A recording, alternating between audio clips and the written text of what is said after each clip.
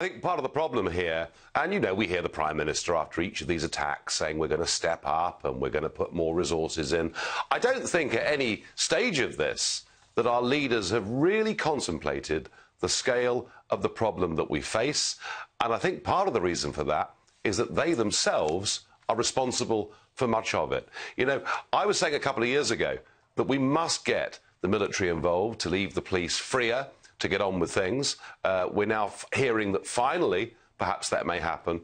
And the other thing I find extraordinary is we still, in the whole of this country, only have just over 6,000 police officers who've got weapons. That's all. The rest of them are not routinely armed. And if you think back to the London Bridge attacks, where the terrorists got out of a van, a police officer on duty with a baton went up, confronted them, was stabbed. He survived, I'm pleased to say. Now, had he had either a gun or at least a taser, he could have stopped that attack happening in Borough Market. So I don't think we're gearing up quickly enough to this. I think we're always behind the curve. Yeah, well, that is what President Trump was warning about. He was tweeting yesterday morning when this was all breaking over in London. He said the travel ban into the United States should be far larger, tougher, and more specific.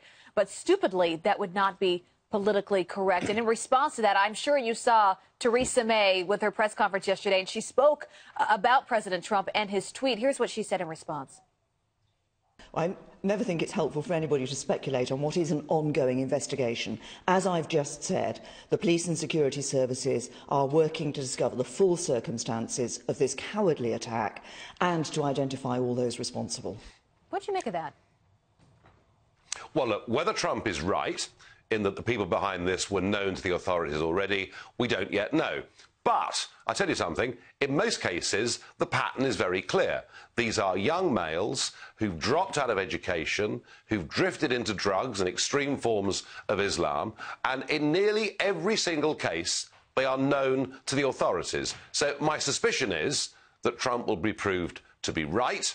And the real question that Theresa May's got to confront is, what do we do with the 3,000 people living in Britain who are suspected terrorists? 500 of them have a permanent trail, the rest don't. And that is something the British government is going to very seriously have to get to grips with. You say mobilize the military. Is that an admission that the military is effectively doing homeland defense, that you've been invaded silently by the enemy? Well, I've been saying for some years that we have a fifth column now living within our country who hate us and want to kill us. And when I first said that about 5 years ago, it was deemed to be very unpopular, but sadly, it's proved to be true. In terms of our policing numbers in this country, since 2010, we've had quite a big cut in police numbers in this country. So we've literally been getting everything wrong. And short term, if we use the army on the streets to leave the police freer to follow these 3,000 people and to try and get on top of this problem, that it's a good thing to do. And it's an admission, not so much that we've been invaded, it's an admission that government has not understood just how serious this problem is. And you see the results. They're not good over there. I don't mean to attack your homeland, but the results aren't good. I want to switch gears now. Hillary Clinton was on another network, and she said the following, and I want your reaction to it. Listen. Hoping that on the really big issues, there's enough authority to be able to restrain and contain the president. That's what we all have to hope, because I think this president and some of the people around him pose a clear and present danger to our country.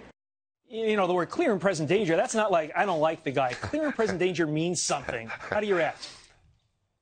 It means extreme sour grapes, and it means, of course, that had she won, she wouldn't have said a thing about Kim firing missiles over Japan.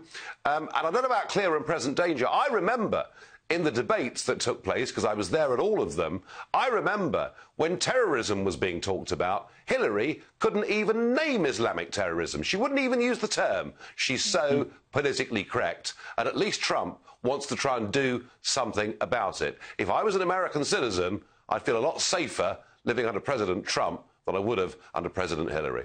Well, yeah, in addition to the clear and present danger those men at Benghazi experienced when she decided to do nothing, in addition to the clear and present danger when you unleash your emails in an unsecure server.